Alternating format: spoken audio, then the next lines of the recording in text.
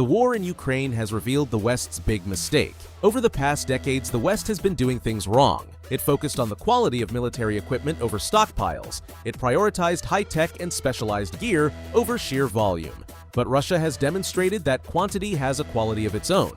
Russia and China have created massive stockpiles of weapons. These arsenals can sustain protracted military conflicts. But the West is not prepared for a large-scale war. In the 20th century, the US made a strategic decision. It couldn't achieve the same level of mass as the Soviet Union, so it chose to build more technologically sophisticated stuff. That thinking, for instance, is where the Abrams tank came from.